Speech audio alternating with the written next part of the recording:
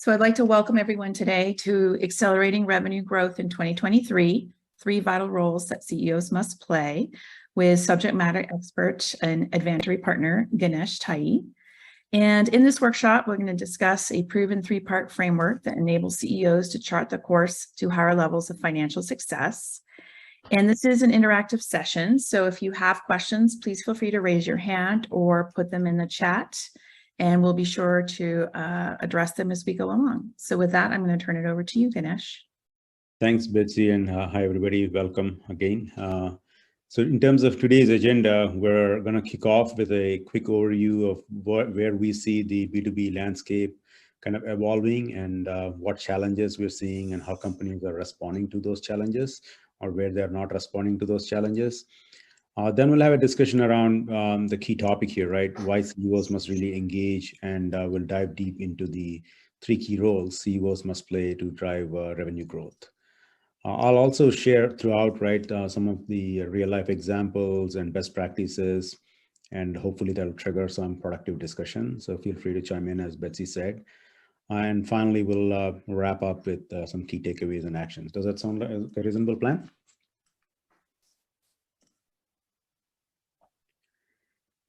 Sure. Okay. So when CSOs were asked about beginning of this year about the level of confidence they have in their sales teams meeting or exceeding revenues within the next 6 months, the response was only 6% were extremely confident. And that's a pretty striking stat, right? Because more than 90% of the companies were not confident of hitting their revenue targets for 2022. This is partly because of the current economic conditions and the situation that's evolving depending on the industry. But also there is something that's more fundamental underlying that's been happening throughout, and that's what we're going to be addressing here today. The B2B sales, which I presume all of us are involved here in, is becoming increasingly complex. As you can see here in this chart, right, the number of people that are involved in the decision making has gone up from around 5 people in 2014 to more than 10 people in 2018 when this study was done. The likelihood of purchase, right, when you have that many people involved in the decision making drops dramatically, right? If you had 1 person, the likelihood of making a decision is 80%, but that drops well below 20% when you have 10 people involved. And as you can see the quote there from one of the VP of sales operations, right? Just when we think we kind of covered all the bases, there's some new person that comes up and we have to restart the whole process all over again, right? So that keeps happening a lot in B2B deals. How do we deal with it? How do we address that organizationally in a systematic manner is what we're going to be talking about today. This is the journey in terms of for illustration purposes, right? This was, I think, published by Gartner, and kind of shows the complexity of how decision metrics within the organizations that are making the decision is not linear, right? In the sales world, from a vendor perspective, we tend to keep track of these things in a linear sales pipeline, but the decision making is much more complex and nuanced. There are right from problem identification to making a decision. There are multiple stakeholders that are involved. 39% say people from operations are involved, purchasing are involved, operations is involved, finance is involved, in IT decisions, clearly IT teams get involved, and so on, right? So there's multiple functions. It's a cross-functional and non-linear process that salespeople are increasingly having to deal with. How do we control this type of situation and get the best outcome is what we should be focused on. The other part that adds to this complexity is the fact that you have these 10 plus decision makers involved, and then you have 1 in 5 of these decision makers that turns over every year. And on the sales rep side, you have 1 in 4 sales reps that turns over every year, right? So you have a 25% churn rate on this side and 20% churn rate on the other side. This high turnover on both sides essentially threatens the client relationships. And if you are not adapting to this increase in complexity, both from the number of decision makers involved, the buyer's journey, and the cross-functional collaboration that's happening at the buyer side, will be at a loss, right? So, and that's what we see happening, that sellers have not really adapted to this increased complexity. And the key to this success is to make sure that matrix sales relationships are built, right? Most of the sales relationships, unfortunately, are one-on-one relationships. One of the studies from LinkedIn shows that 65% of the customer relationships rely solely on one contact, right?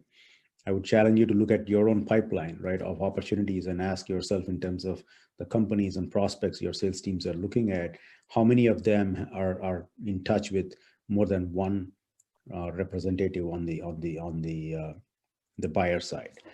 The only and the other aspect to this is that only 9% of sales reps truly build matrix relationships, right? So this is something that needs to be addressed, so that a strong web of connections are built between the two organizations for it to be not only a sustainable relationship to start with, in spite of all the turnover that's happening across both organizations. One of the questions that gets asked when we talk with CEOs is about win rates, is what is a good win rate, right? And Rain Group has benchmarked some of the win rates across different companies, sizes, and industries. And the win rate that is defined here is basically any proposal or quotes that have been sent by the organization, and how many percentage of those opportunities that your teams are spending time on are won. And the average win rate is 47%. So companies win about 47% of the opportunities on average. They lose 28% to competition, and 25% goes towards no decision or status quo, right?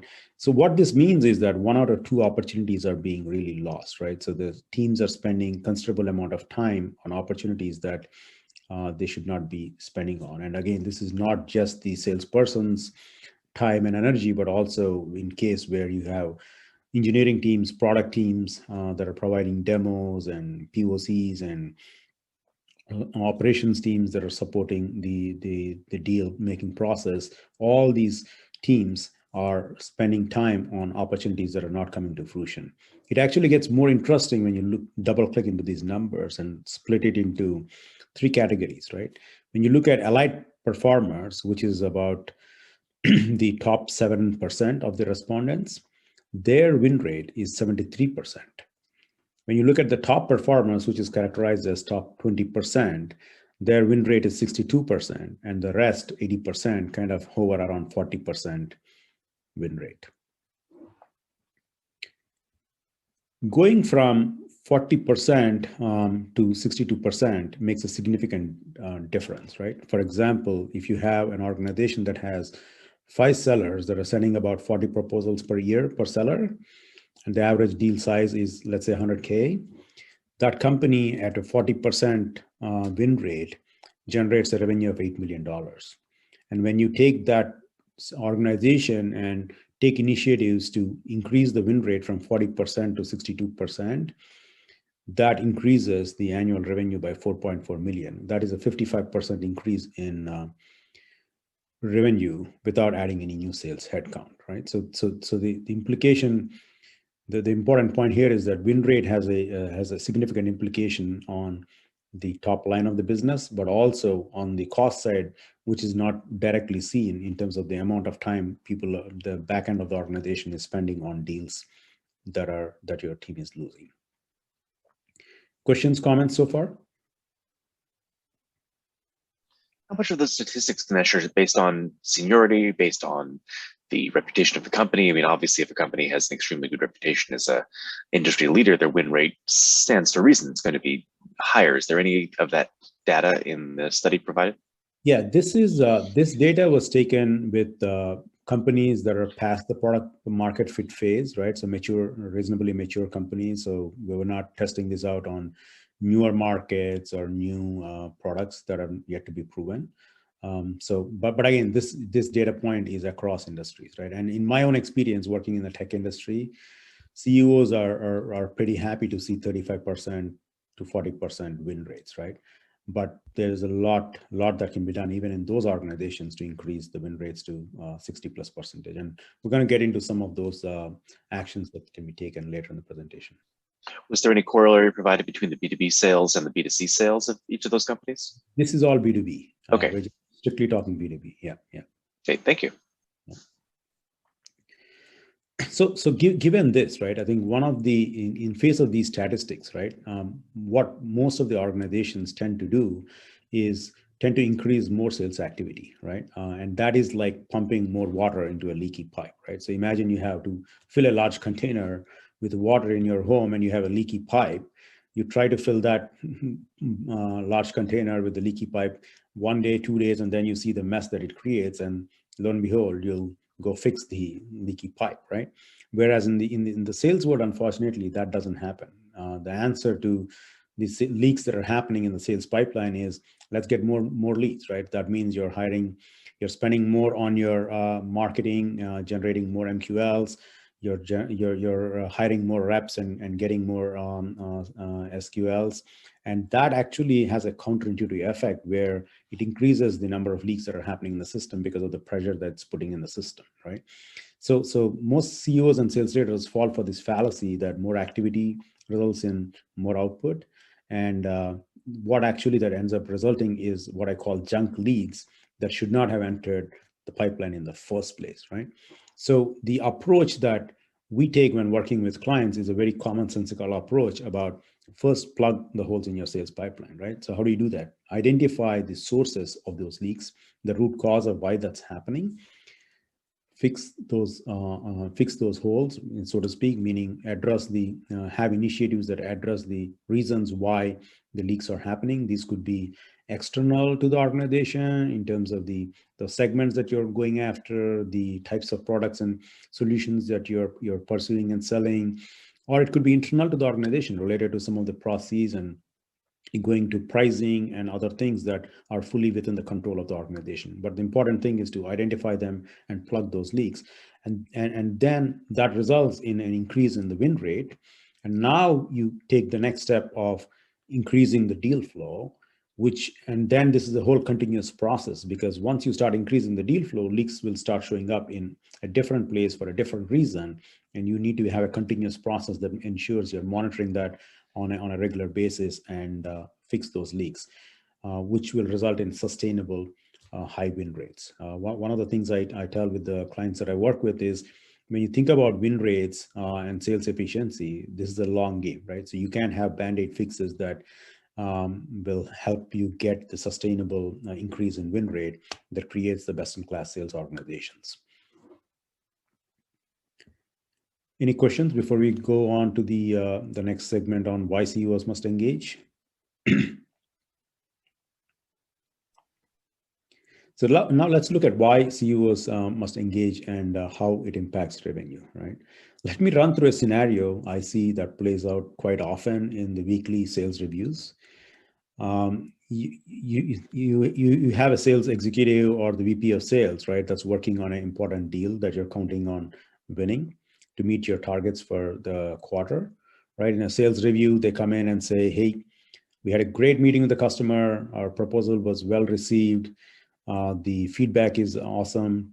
We're in the final two. We think we have a great shot at winning this deal, right? So you feel confident, you're counting on this deal for your quarterly forecast or annual forecast. And I call this the kumbaya phase, right? Everybody feels good that things are going to happen. And then a few weeks or a few days roll by, and then you ask what's going on with this opportunity. You still get the good feelers about, yep, we're still the best suited. They're going through final approvals. Yep, we will get the contract awarded in a day or two or in a week, right? And you still feel good about it. And then a few days or weeks roll by, and you get into this, what I call the crickets phase, right? Where you hear now from the sales rep saying, hey, my contact is not responding. I've called, messaged, LinkedIn, whatever, right? All mechanisms. I'm diligently following up. I'm persistent, et cetera, et cetera. And a few days later, you come to know that you lost the deal to a competitor, right? And you wonder what happened here. And a lot of times you get responses like, yep, our pricing was high. A competitor came in much lower than us. Or sometimes a competitor CEO might have met the customer CEO and the whole deal took a different turn, right? Or you hear about features. The important point here is while I kind of laid out a fictitious scenario here, this is a pattern I see happening all the time. And the sad part is a lot of times the CEOs and the sales leaders walk away without really knowing why they lost the opportunity. A lot of times you think, why did I not know about like our pricing was high in the first place, right? Why did I not get those feelers? Why did I not know about a certain feature that was missing if that was a critical feature, right? Is there something we could have done about it? Or maybe we would have not have counted on this opportunity and put our energy on some other opportunities in the pipeline, right?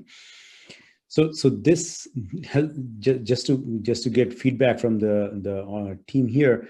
Have you encountered this more recently? Would you want to share an experience that has something like this has happened to you or your team in the past?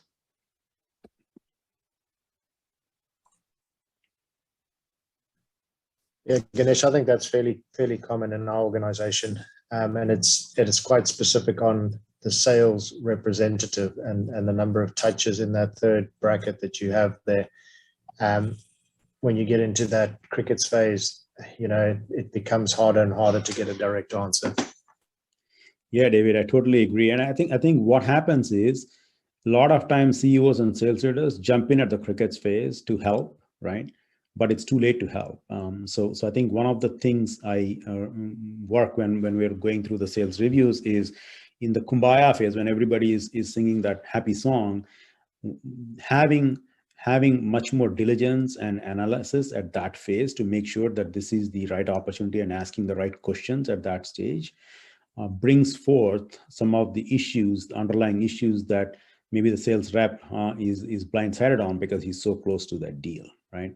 So CEOs and sales leaders often fall into this kumbaya trap, I call, right, where you instead of singing the kumbaya song along with your sales rep, right, you need to be the voice of reason and have a process in place that ensures that you're helping them identify the issues ahead of time and engage, right, if required at that stage versus trying to come in and try to save the deal at the fag end. CEO engagement, right, in the sales process can make a big difference, not only in helping your sales team improve their win rate and boost revenue, but also in multiple fronts, right, like strengthening the customer sales relationship. That is something that comes with CEO engagement. CEOs that engage with customers also have the ears and eyes very close to the market. So adapting the strategy more quickly to the changing market needs and conditions becomes much more viable because the CEO is directly engaged with the customers. There is definitely a done the right way, right? It lifts the morale of the sales force and the performance of the sales team, and overall builds a very customer-centric organization that has increased deal flow and opportunities. In spite of all these benefits that come with CEO engagement, 28%, right, more than 1 out of 4 CEOs take a very hands-off approach to sales. The reasons could be many, but that's the fact. And even when they do, right, the other 72%, even when they engage, 1 out of 2 actually ends up doing more damage than good.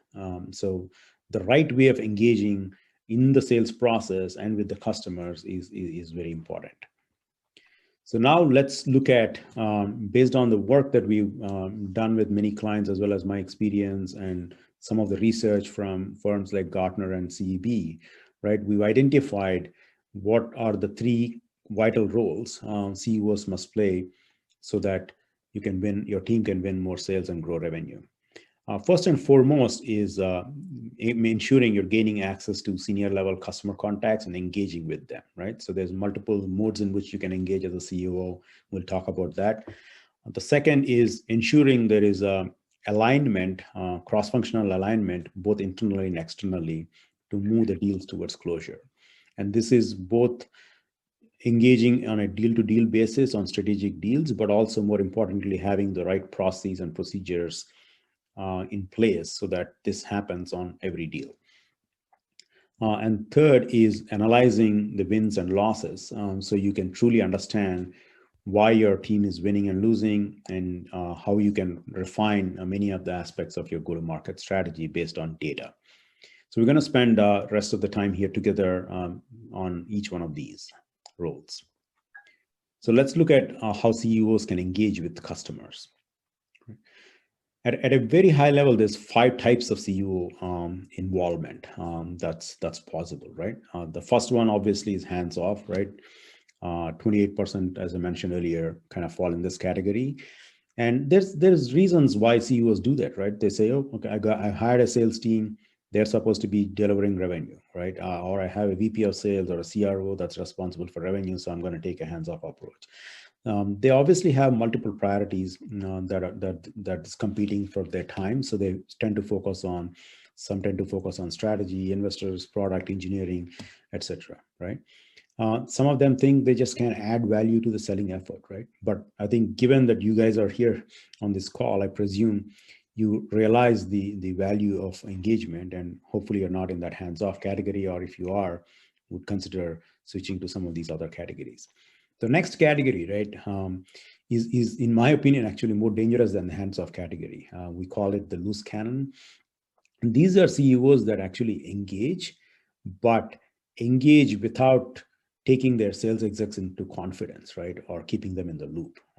These colloquially, right, salespeople call these type of CEOs or leaders seagulls, right, because they go in and make a lot of noise and leave a big mess and then fly off. And then the salesperson actually has to do more work controlling the damage. And this happens a lot with large companies for sure, where you have like so many stakeholders. Like sometimes large companies assign like sponsors from the C-level or at the SVP level, and they end up doing a lot more damage if they're not managed properly. But also I've seen this happen even in smaller companies where CEOs feel that it's their right to talk to any customer at any given time and kind of undermine the credibility of the account managers or the account execs that are responsible for dealing with the customers. So I think the key is to make sure you're aware of this if that is happening within your organization, whether it's coming from the CEO or other leaders. The next category is the meet and greeters, right? These are the social visitors that allow entertaining customers. The good thing is they build personal relationships, and that is important. They demonstrate the firm's commitment and help build trust for sure. But the problem with this type of engagement is it lacks depth, right? So when really push comes to shove, right, these social visitor type CEOs and sales leaders end up not delivering in a big way. So I think the burden still falls quite a bit on the sales executives. The next type is what we call the deal makers, right? So these are the ones that are heavily focused on revenue generation and engage with the sales teams and play the role of the deal closers, right? So they come in at the last minute, either offer something that the customer is looking for that the team is not able to commit to. Sometimes they also help with internal coordination and kind of remove some of the obstacles that some of the other teams are posing on the deal moving forward. But one of the risks with these type of deal makers is the more and more they do, right, customers will get used to them and they want to talk with them before cutting any deal, right? So that puts a lot of burden on themselves, as well as it'll result in more concessions and escalations that are probably could have been avoided, right? So the important thing is that these deal makers also are working in conjunction very strategically with the salesperson. And the last in the minority category here, right, that constitutes about 14% of the CEOs and leaders is what is called a growth champion, right? So these are executives and CEOs that are really focused on both fronts, right? They're focused on not only building the relationship, but also growing the revenue. The good thing with these type of CEOs is they're very strategic, right? They understand the customer's perspective and bring that perspective back to their own organizations and make sure they unlock the growth opportunities that might not be so obvious to the sales executive, because these guys engage in a much more strategic manner so they can see the forest from the trees and kind of come up with unique solutions that are long-term and have sustainable impact on the business, both for the customer as well as for themselves. So what is the impact of each one of these types of engagement, right? So let's look at that. So obviously, right, we're not going to talk about the hands-off CEOs because they don't make an impact, but the loose cannons, right? You'd be surprised. I initially thought that would actually have a negative impact, but even some sort of engagement, right, has a benefit in the sense that they help grow revenues by less than 2% and profitability by around 3%. The social visitors build very strong relationships and have constituted to about 7% of growth, profitable growth.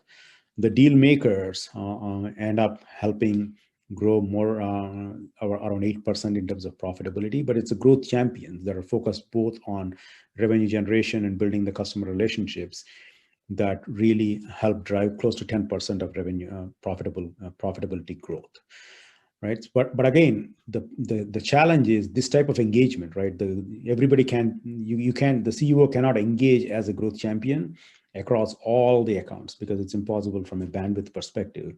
So it's important to identify what type of engagement makes the most sense in what situation, right? And identify those accounts and those customers that you want to be in that role of the growth champion, right? So let me take a pause there and ask, what is your typical engagement model? How do you tend to engage? Are you a social visitor, deal maker, growth champion?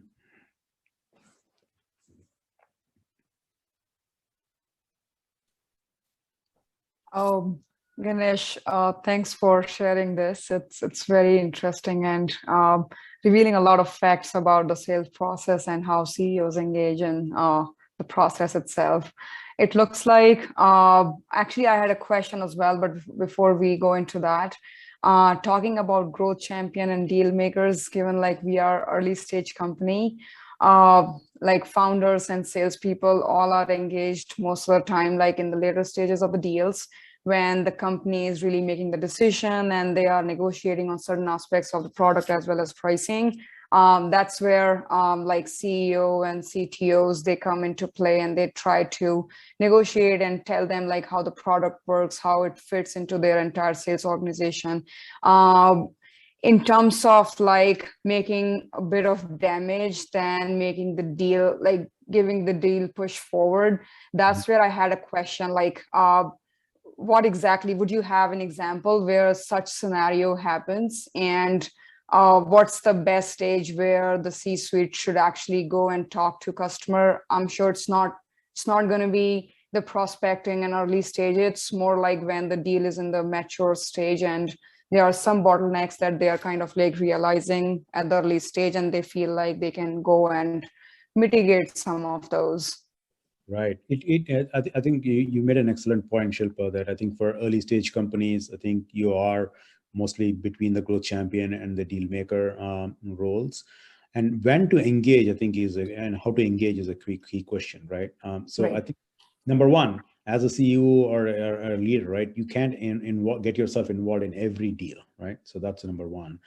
You got to make the sales rep or the account exec or the account manager the hero, right? So they need to be the one that own that relationship, and they should play the role of the orchestrator as to when you should engage, and you should have some guidelines in place as to when they should pull you in. One of the mistakes that I see, especially startups, early stage startups make is the CEO, the CTO, the head of sales, the sales rep, all of them are going after and trying to build relationship with the same person at the customer or prospect, right? So it's a many to one relationship, right? But it's not a many to many relationship, and that has like one thread of failure, right? That person, that vendor representative that you're dealing with leaves, or something happens to them, or they change their mind or opinion. You don't have any further influence with that organization after having spent the time to build that relationship, right? So you got to make sure that happens, right? That you consciously identify which deals and which type of prospects and customers you want to engage with.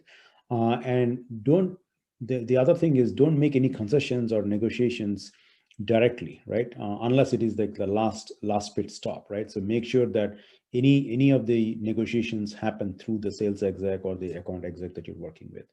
The best practice around the engagement model is to really stratify the accounts, the strategic accounts, if you already have accounts or prospects, based on the profiling of the prospects, and have a very proactive approach of about how you want to engage, when you want to engage with each one of these, right? And if you have a policy in place, always there are exceptions that you need to make based on the judgment of the sales rep, but having some sort of a blueprint, so to speak, as to when the sales reps knowing when and where to pull you into the conversations is going to be critical, both from your own time commitment as well as from an understanding in terms of when you should be engaged.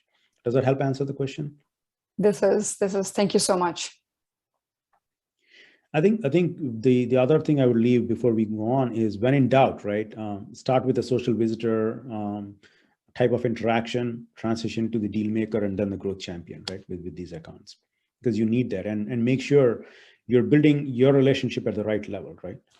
Don't just go after the one person and try to smother them with multiple people. Analyzing the account, going through the buyer's journey, and identifying the different players that are involved, and saying, hey, strategically, as the CEO of a upcoming startup, right, makes sense for me to align at maybe the VP level or the director level. The sales rep aligns with the 2 levels down. The VP aligns at maybe 2 or 3 different organizations. And I'll go through the internal and external alignment, how you can do that more systematically in the next few slides. But it's important to have that multifaceted relationship that you're building, even for a smaller organization. Understood. Thank you. Okay, now let's look at the roles as CEOs you can play to drive internal and external alignment, right? So your sales team has ability, obviously, to win deals depending on how well you're aligned internally and externally. When you have both internal and external alignment, the probability of winning the deal is at the highest, right? Which is the top right quadrant here. Clearly, when you have weak alignment, both internal and external, on a particular opportunity or a customer, you should question yourself, why are you even in the mix, right? But most of the deals actually get lost when you have weak alignment, either at the customer side or the in the internal organization. So that's where majority of the deals get lost. The CEOs, you have a critical role to play in achieving this alignment, right? So number one, make sure you're avoiding the deals that have a weak fit, both internally and externally. You got to really engage, not just as a sales leader, but also engage as a whole leadership team where required. And we'll go through an example of that. Make sure that you transform some of the tactical business relationships to strategic, where you think it's appropriate. And think about some of these, when you think about some of these accounts, right? Don't think about where it is today, but think about what happens if you get 100% share of that account or exclusivity to that account, right? And make sure you're fostering the customer relationships pretty deep and wide, as we were talking about earlier. So one of the interesting things you'll note, the reason why I put so much emphasis on internal alignment is, we did a survey a couple of years ago on what are some of the top obstacles for sales executives to close deals. And you'll be surprised, 1 out of 2 deals are lost because of internal issues. That is essentially due to lack of alignment within the organization, right? It could be, and this is not just for large organizations, right? We've seen this happen even in like a 10-person company. There is lack of alignment between the product team and the salesperson, lack of alignment between the operations and the marketing and the sales teams. So the lack of alignment is very, very costly, and that happens across organizations of all size. But the good news is that is something that is 100% in your control. And as a CEO, right, you must pay attention to some of these factors that's causing your teams to lose deals and be able to address them. So now let me walk you through an example of how you can build a matrix, a framework. We call this the alignment matrix. And you can see that how you identify all the stakeholders, what they care about, and how you align them with your own team members, right? So this example is when I was intimately involved in a deal that was for a service that a customer was trying to basically consolidate like 3 vendors into one. So this was like a winner takes all type of an opportunity, right? It was a pretty strategic multi-million-dollar opportunity for us, and we were dealing with a large telecom operator. And we identified who are all the key stakeholders and had full clarity about who they are and what their decision-making criteria is, right? So in this case, as you can see here, right from the C-suite, we have 11 decision makers involved. And each one of them had a key thing that they cared about, right? And we did our diligence to understand what the CEO cared about, for instance, right? The CEO is all about ensuring they pick a partner that's strategically aligned and will not leave them dry a few years down the road. He was very keen on global expansion, moving from the 4 markets they were on and to be able to grow into Asia and a few other markets. The COO and the VP of procurement were another key decision maker that cared mostly about total cost of ownership. These guys are the penny pinchers. The CTO cared a lot about the technology and the performance characteristics of the platform. The market presidents who are responsible for their own revenue generation, for them, time is money and time to market was the most important criteria. The CMO and VP of product were really concerned about the features and functionality as well as like what's coming in the roadmap, right? So they were really looking for those type of commitments on the roadmap as well. The CIO cared about the usual things they care about, right? Security, availability, reliability, etc. Right? So we identified the landscape of these customers and said, okay, now let's form a deal team that makes sure that we have a strong alignment between these players, right? So in this case, we had our CFO that had some prior history with the CEO. So we had her as the executive champion for this opportunity that's aligned at a very strategic level with the CEO. The VP of sales was very tightly aligned with the COO and the procurement organization. The VP of engineering, you can see them aligned with both the CTO and CIO, given the technical nature of this solution.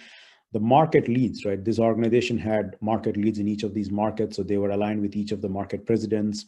The VP of product was aligned with the VP of product and the CMO, right?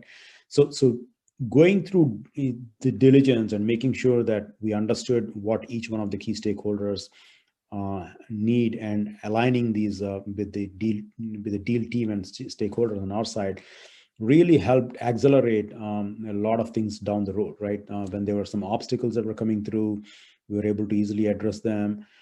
For instance, one of the markets, right, required certain specific, had some promotional windows they had to hit in terms of launch date, right? But that would not have met the requirements for the other 3 markets.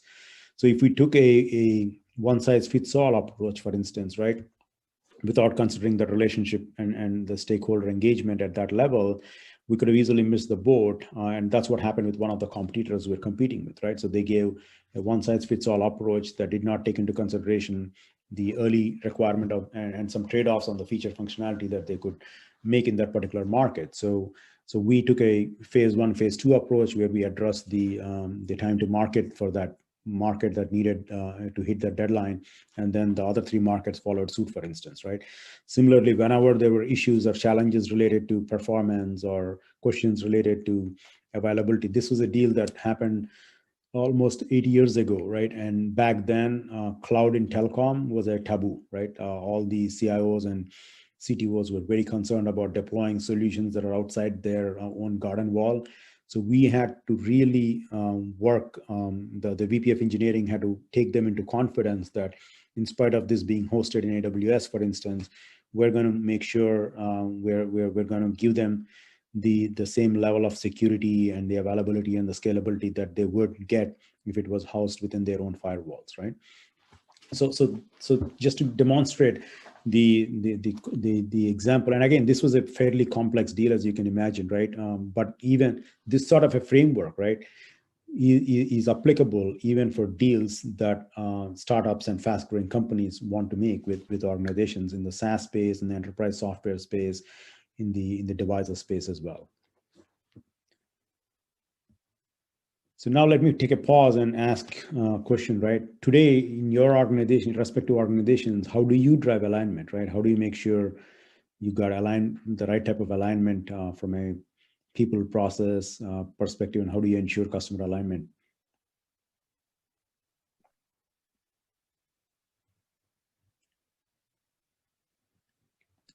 Anyone wants to offer any comments?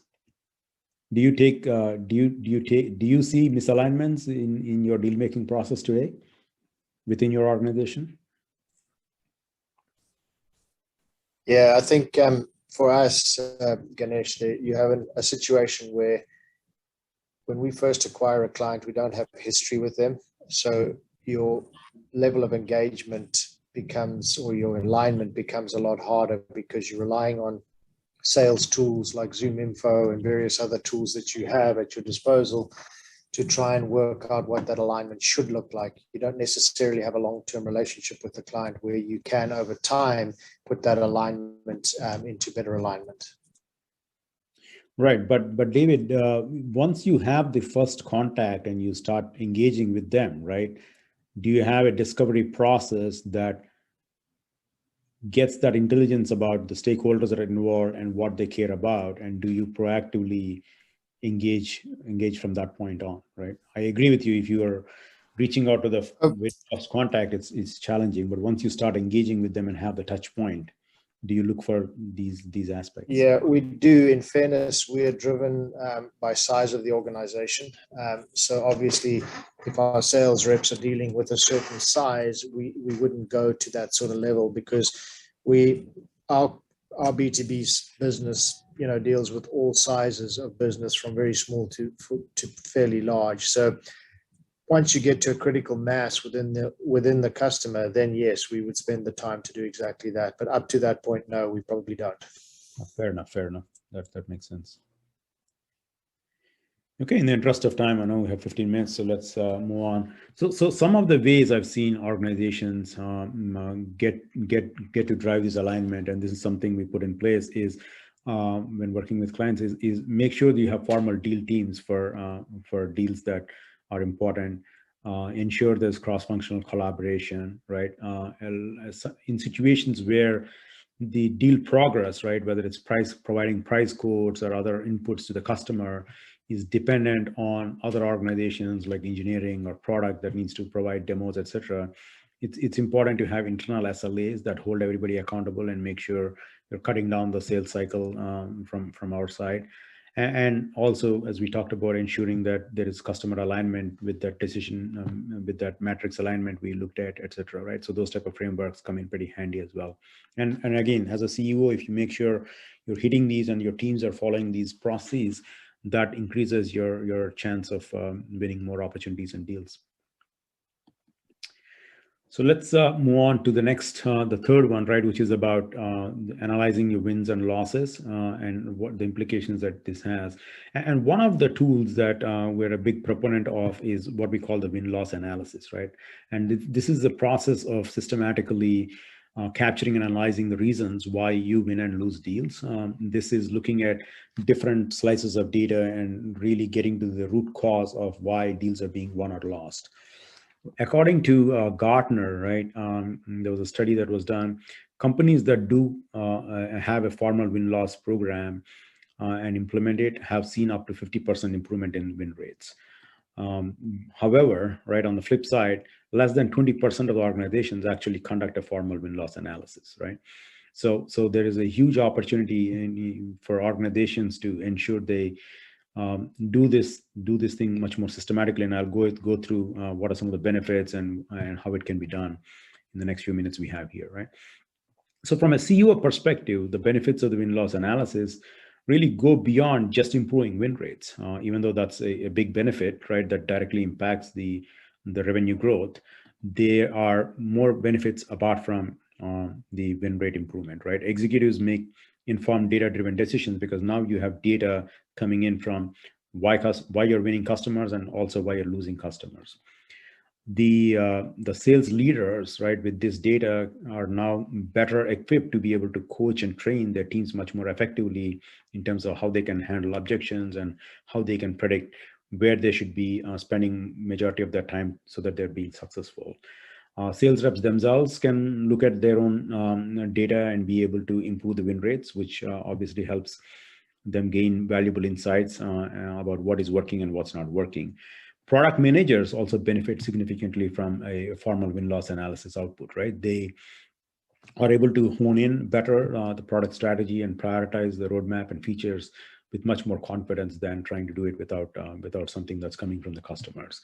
The client success teams or the account teams, right, also have benefit significantly, because as part of the win-loss analysis, you get to really understand the reasons why the customer chose you, right? So being equipped with that puts a lot of focus for the customer success teams to be able to strive towards ensuring that those reasons are being met and the customer is loyal, and that reduces churn.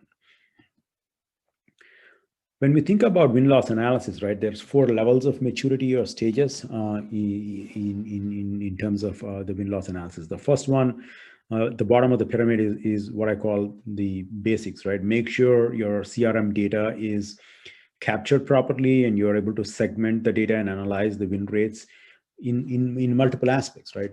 You can look at the win rates by region, you can look at win rates by product segment, industry, product line, the teams that are doing it. For smaller teams, we look at win rate by rep and look at like why some reps are winning more and why some reps are losing, and take some of the best practices from the reps that are doing better. So there's all kinds of things you can do just by looking at the CRM data, right? So that's stage 1. The next level of evolution in this is to ensure you're capturing the sales reps' feedback and input on why they won or lost the deal, right? And then get to the root cause of it, right? As to why that is happening and how can you fix it. In our experience, just doing these 2 stages, right? Implementing these 2 stages of analyzing the CRM data and capturing and analyzing the sales team feedback by itself has resulted in over 25% improvement in win rate in a very short amount of time, less than 3 months. But however, right, I think with the sales reps input that you're capturing, there's a lot of bias, right? A lot of times sales reps have their own filters on when it comes to capturing the input of why they thought they lost the deal.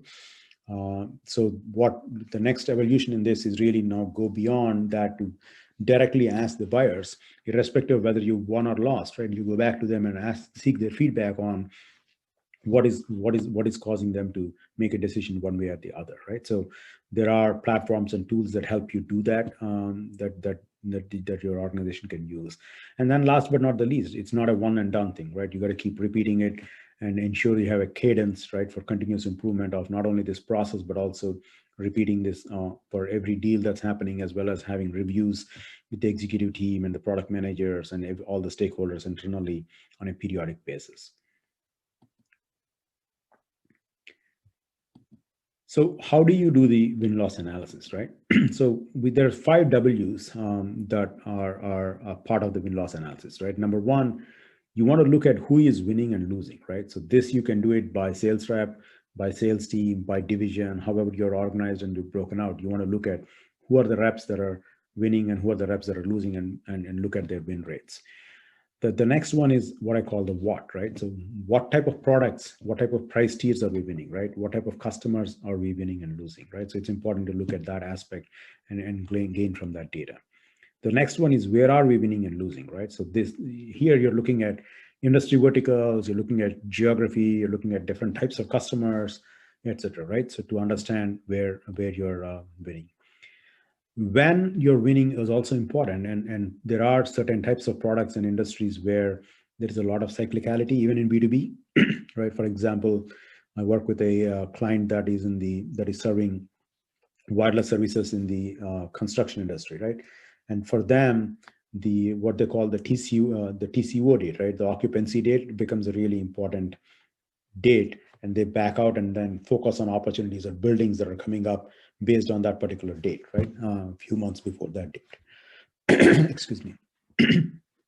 So a lot of times I think timelines, budget cycles, those are the kind of things you want to look at when thinking about the when aspect of when you're winning the deals. So that'll help you do better prospecting and reach out to the right type of customers that have a probability of making a decision sooner.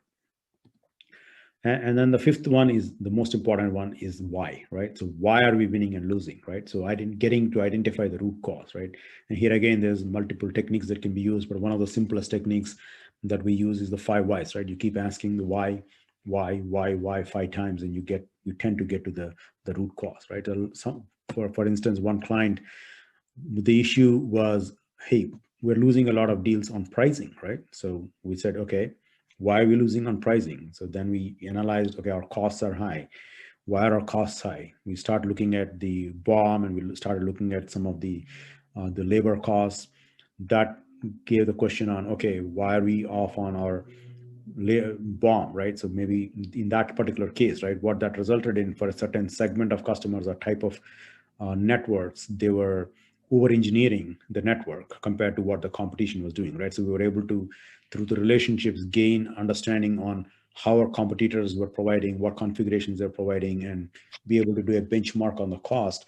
And that led the engineering team to further refine how they should be maybe not over engineering the system, right?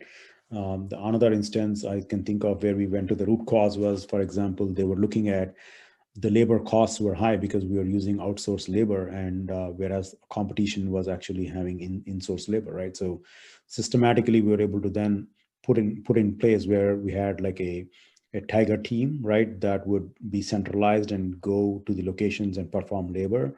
So we kind of insourced and saved about 20-25% of the labor costs, for instance, right? So these are the kind of things that could be that you will get to by really getting into the why part of it and get to the root cause.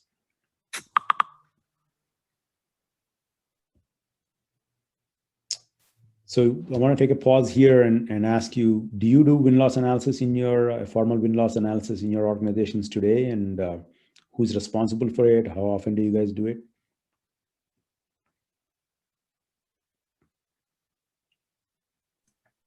We do that analysis, Ganesh. So you're highlighting some of the very important topics because we use our own platform to do that. We have the deal intelligence and the competitive insights and sales coaching pieces in our platform itself, and we use our platform in our sales conversations to be able to understand and gather the data around the engagement, about how many objections were coming up when we were talking to our clients, and then on contrary, gathering information from CRMs as well to understand like which stage is the one which is blocking our deal pipeline. So the who, what, and when, we usually use the data around the deal, like at every stage, and analyze where the problem is. However, I see some of the elements in your analysis, which is more subjective to who was part of the deal, who was part of the conversation, and try to understand, was it because of the cost discussion or the pricing discussion or the product itself, or it was more of an engagement issue where the way we were giving the product demo was not something that was suited for the industry. So we are able to cut and slice everything and see which industry is the fastest to adopt, as well as which type of people in terms of decision maker, purchasers, and users should be on the call to make sure the decision is made right there and we move on to the next step. So those kind of things we analyze, but this is super useful to gather that kind of analysis on win and losses for sure. Absolutely. And sometimes it could be certain features that it'll highlight for your product team to focus on, right? Because if you're hearing that a certain feature is the reason why certain set of customers are not choosing, that feeds back to the product team to make some improvements in the product that will help the sales team win more deals, right? And until that point, you deprioritize those type of customers so that your sales resources are not wasting their time and cycles on those segment of customers till you have that product feature that's caught up. Exactly. Like sometimes we realize there's certain segments, certain type of companies, they look at the platform, but they don't have the infrastructure to use it right away. Maybe they'll take another year for them to set up their sales tech stack before they buy our platform. Or sometimes it's something else. They look at the website, they read about it, but they feel like probably this will fit in our scenario as well. So it defines our go-to-market strategy as well. So as a CEO, as the C-suite, you need to understand to make the strategy. So being part of these conversations, understanding the data behind it, and then making your strategy going forward is something that we try to do. Of course, not at that granular level, and we need to be at that level. But yeah, these are the things we try to do at our end to make sure our deal pipeline is not leaky. Right. No, that's great. Thanks, Shilpa. So I know we have 2 more minutes, so let's recap here, right? So as we discussed today, right, overall, I think these are the 3 key roles that CEOs must play, right? First and foremost, gaining access to senior level customer contacts and engaging with them in the right way. Next is driving cross-functional internal and external alignment so that the teams are moving more towards the closure of the deals. And last but not the least, as we just talked about, right, analyzing the wins and losses, so you can truly understand why you're winning and losing. So you can further refine not only improve your win rates, but also refine many aspects of your go-to-market strategy. Right. With that, I want to go to the key takeaways and actions. Right before we conclude, what type of what would be your key takeaways based on the discussion today? What if there's one? Maybe I think in the interest of time, if there's one key takeaway, what would that be that you would act on?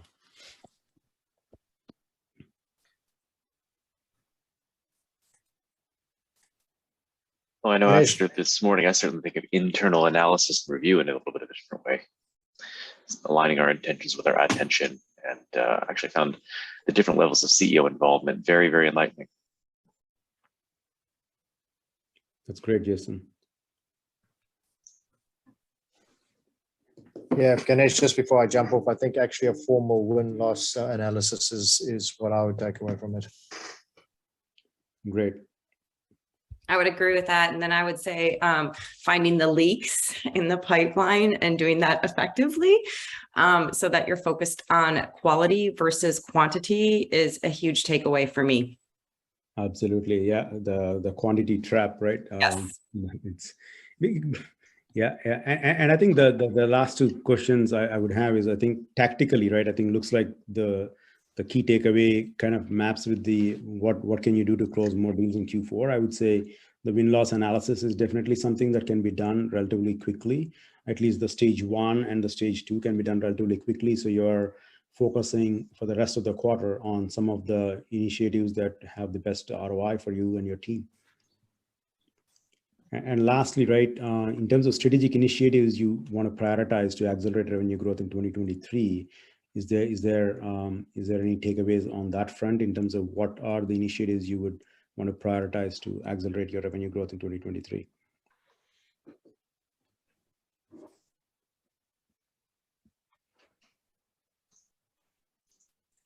Ganesh, I'm sorry, I have to jump off for a call, but thank you for your time. It's been very enlightening. Thanks, David. Appreciate your inputs and participation. Thank you very much. For us, it's going to be defining the right stakeholders would be part of the deal discussions with customers, and then looking at our CRM from the WISE perspective, the framework that you shared, and seeing where the blockages are. Are we able to solve them today, or we hone in on the type of customers that are giving us more ROI? All right, sounds good. And again, I think you can ponder on these more, right? Don't need to answer in a minute, but I think this was supposed to be fodder for thought, and you can ponder on this. And I think happy to help, obviously, right? This is my email. Feel free to reach out if you want to brainstorm further or discuss more about any of these initiatives, whether it's win-loss analysis or the alignment metrics. Ganesh, do you mind sharing this presentation? Yeah, I believe we'll share for sure. I think, Betsy, we're going to share the presentation as well as the recording, correct? That is correct. Yes. Once it's processed, it'll go out to the attendees. Yeah. Thank you. You're welcome. Okay, there's no more questions. That's a wrap. Thanks for all your participation, and really enjoyed presenting this, and hope you gain some insights as well as taking some of these actions we just talked about. Thank you. Thanks. Great job. Thanks very much, Ganesh. Bye. Thanks, everyone. Bye.